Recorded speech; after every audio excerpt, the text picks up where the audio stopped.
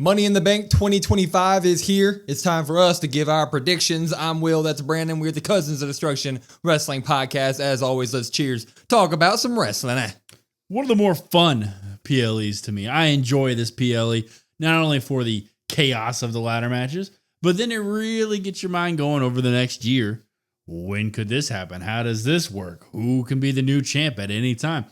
It's really a fantasy booker's dream at this point. You know what's fun about Money in the Bank? Watching it with other wrestling fans. We will be doing a live stream on youtube.com/@CodWrestlePod, so make sure to be there. But let's get into it. Before we start our actual predictions, though, we only got 4 matches right now.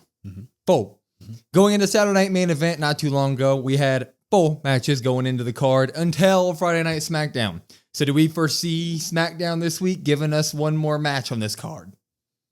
Oh, goodness. I'm going to say no.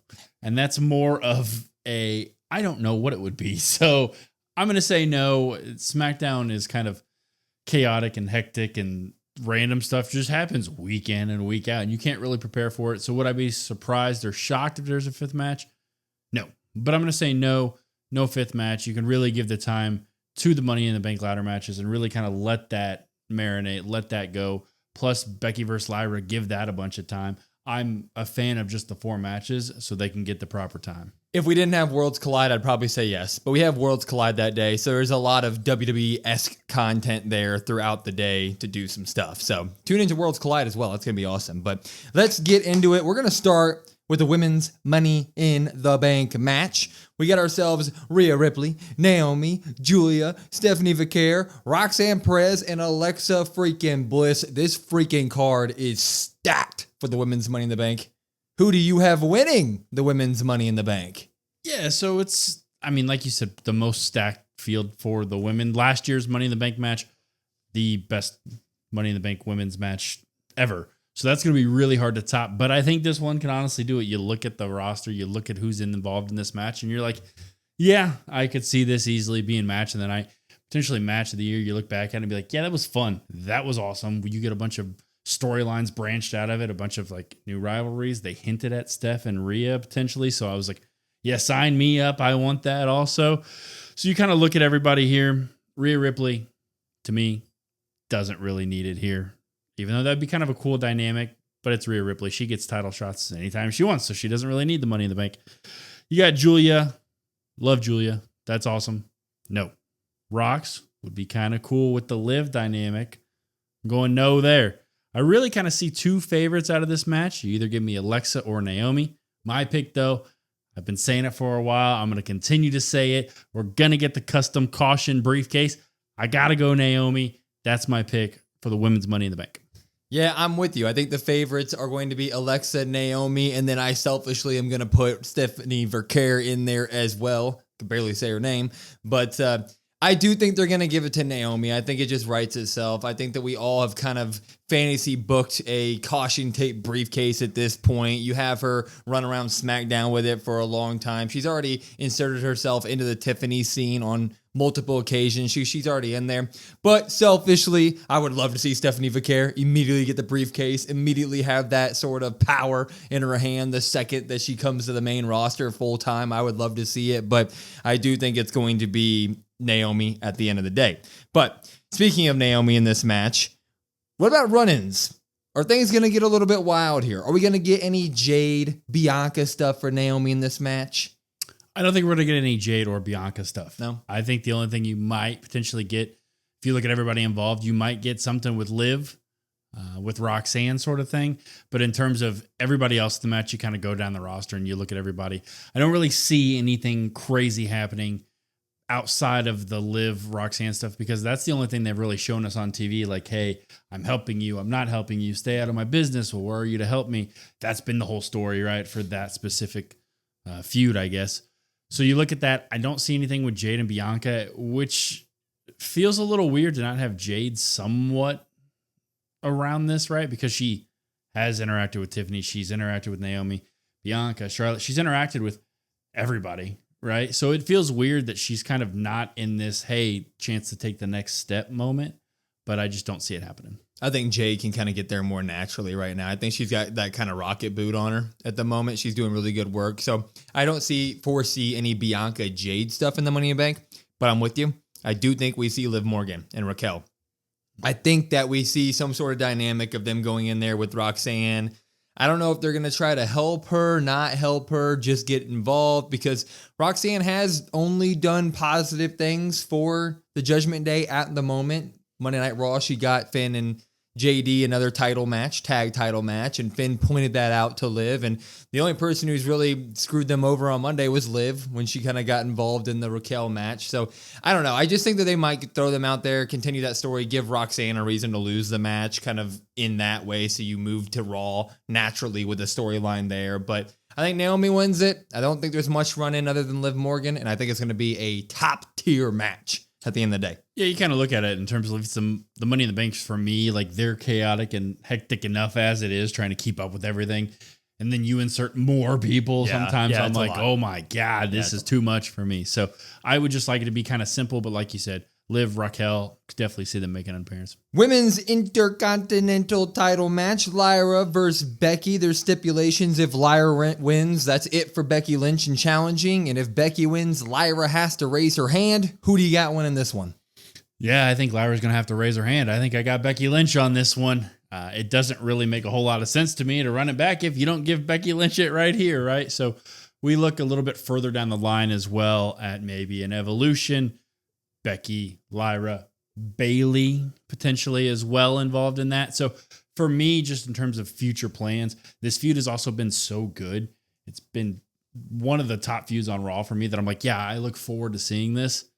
You got to have Becky win to keep that going. Because if Lyra just wins it here, feud's over, you're like, oh, okay. Yeah. What's really next for Lyra at that point as well? And does she do as well? She's doing some really great work right now with Becky. So you got to have Becky win here. Yeah, this is the hottest women's feud that they have right now. I mean, both of them are doing some just A+ work with each other. They have all the chemistry in the world. And for that, I think that you need to have Becky Lynch win this one. And I think you need to have Bailey return during the match to give us some shenanigans to lead us to a third match that maybe includes Bailey in a triple threat. We have Evolution 2 coming up. That would be a giant match, having Bailey, Lyra, and Becky going at it for the IC title. That would really boost that belt up to where we really want it to be, making it an established fought after title. So that'd be great. So as much as I love Bird Girl, and I think that she's absolutely wonderful, I do think she needs to lose here so that we can continue the storyline and add some more layers to it afterward. Yeah, and you give me that triple threat at Evolution. I mean, that sounds fantastic. We obviously assume Becky's on there. We would assume Bailey would be on there, right? Part of the 4 horsewomen. And Lyra's kind of that next gen, next up sort of thing. So it all just fits perfectly. It fits almost too well to not have it. Yeah, speaking of Evolution, we did predict the match card. If you want to check that out, it is on our channel, so check it out. But we're moving on here.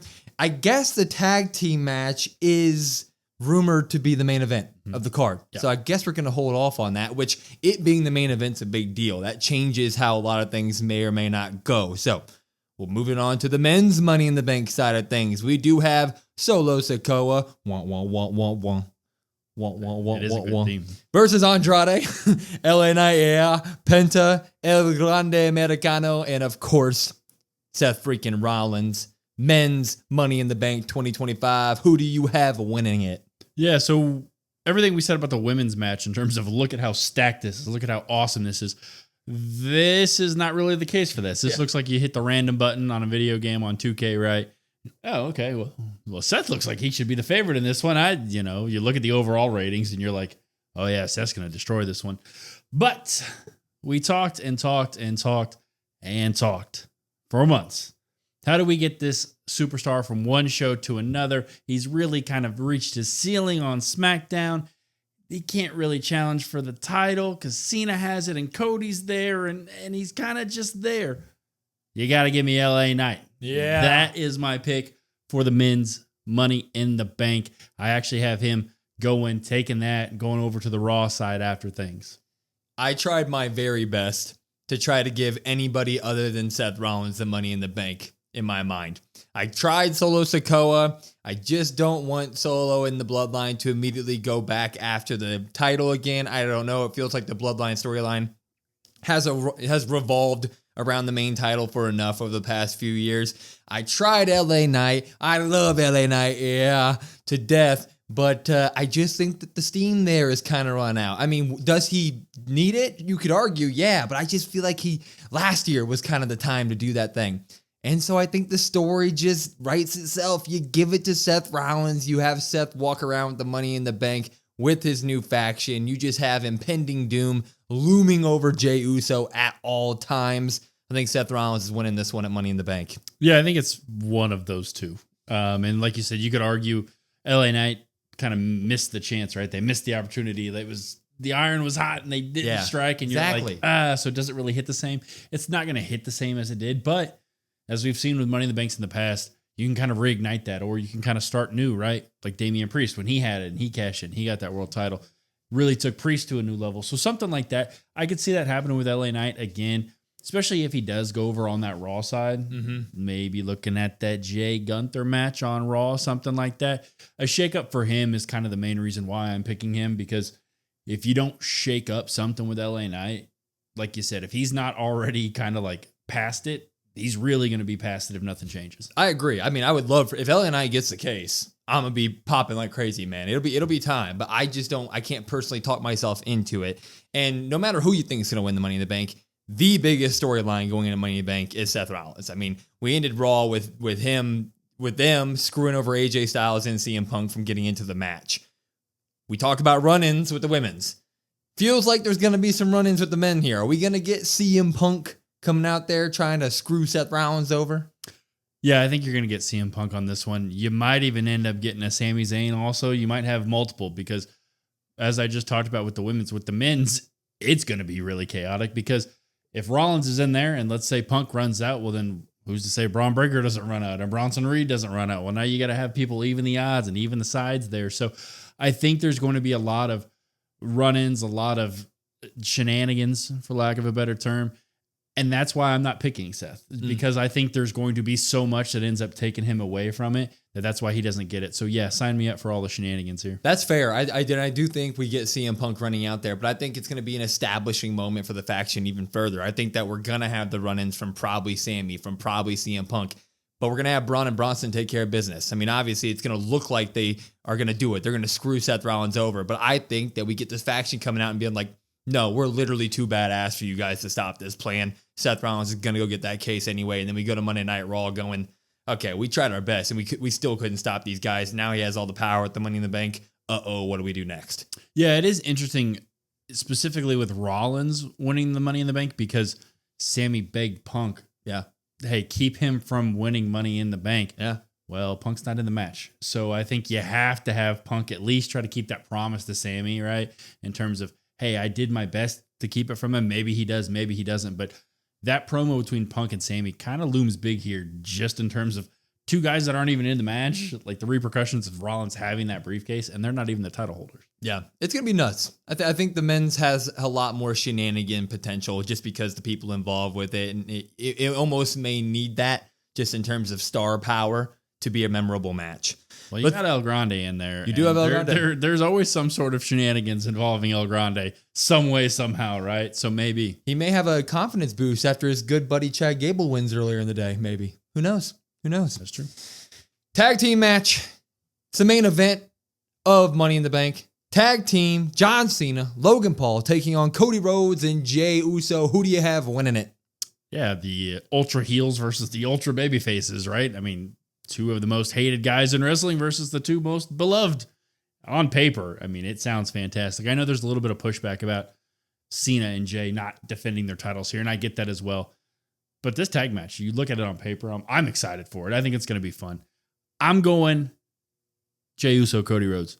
I feel like you kind of have to here. I feel like you got to get Cody a win on his return. Cena, Logan Paul are at odds. Maybe that's what ends up costing them the match. You get Cena, Paul later on at Night of Champions, potentially something like that. You get Jey a win here. Jey kind of looks strong going in to defend his title versus Gunther. If he loses this tag match here, and then let's say he loses to Gunther as well, that stock in terms of taking Jey seriously again, like we've started to, really kind of plummets. You're really at that point just like, oh, he is just there for the eats at that point. And they've done a really good job. Yes, Jay is there for the eats, but you can also take him serious in the ring. So Jay kind of needs the win here. I think Cody needs the win here, especially if later on down the line you want to do Cody versus Cena here. I think you have maybe Cody pin Logan Paul. You could be Jay. Either one of those two. Somebody's pinning Logan Paul. That's the whole reason why he's here. Yeah, it's Cody Rhodes and Jey Uso. Cody Rhodes in his return match to the WWE since WrestleMania. They're winning the damn match. I don't really care how it happens. John Cena and Logan Paul are going to be just ultra heel booed machines during this match. I do think that midway through it, we get Logan Paul getting too cocky, kind of getting in Cena's face. That's going to lead us to a Night of Champions, John Cena, Logan Paul match down the line. But ultimately, that's what's going to cost them. We may get The Fiend coming out. We may get Travis Scott walking into the ring, getting extra shenanigans in there, stupidity. It is in LA, so you could see it happening. But at the end of the day, Cody Rhodes, Jey Uso, they're winning. I see Jay pinning Logan because you need to tie a bow on their non-finish from Saturday Night Main Event. So Jay and Cody all the way. Yeah, it is interesting if Travis Scott does come out because obviously Travis, the whole WrestleMania thing, I don't need to go into detail about that. But you think about that, the last time we saw Travis before that was with Jay at the Netflix Raw. Good point. So that's like another interesting layer that's like, does that really come into play ever at all? So I don't know.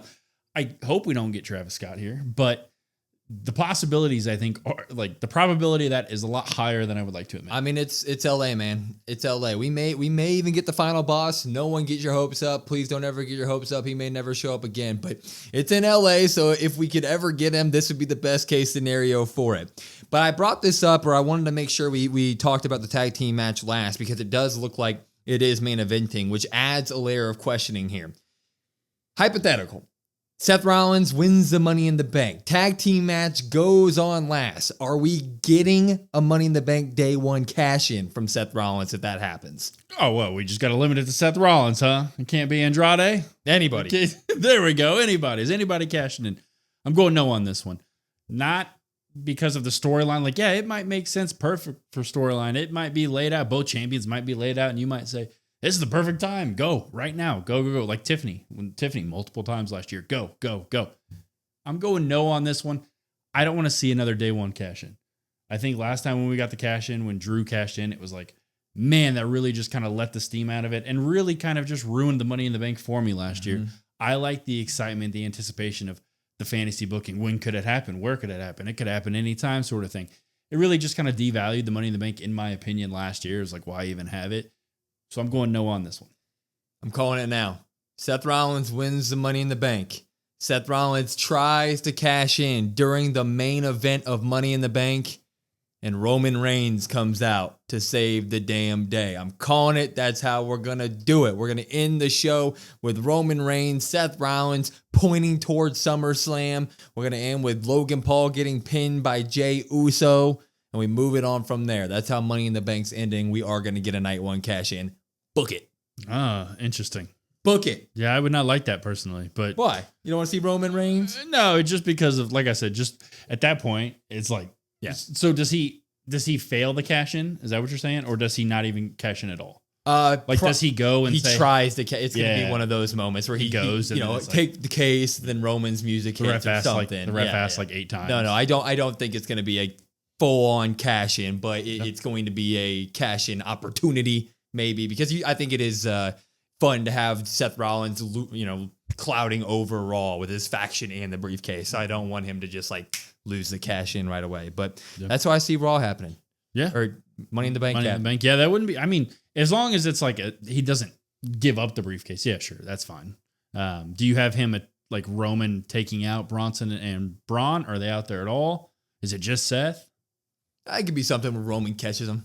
Kind of catches him out of nowhere. Spear. We don't even need the Roman music. Just kind of, oh my God, he's here. Big spear. Seth rolls out of the ring. Roman poses while Braun and Bronson are there picking him up type deal. We get the stare down to finish off the show. Something of that matter. That might, yeah. Maybe at Money in the Bank, that whole thing might just happen at Raw too.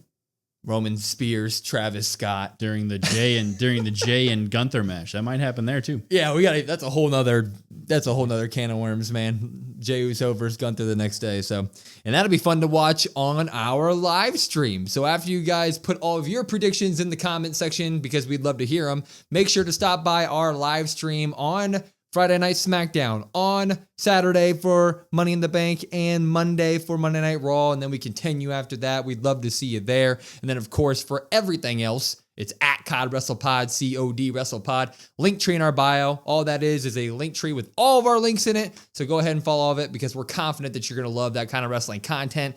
I'm Will. That's Brandon. We're the Cousins of Destruction Wrestling Podcast, and we will see you next time.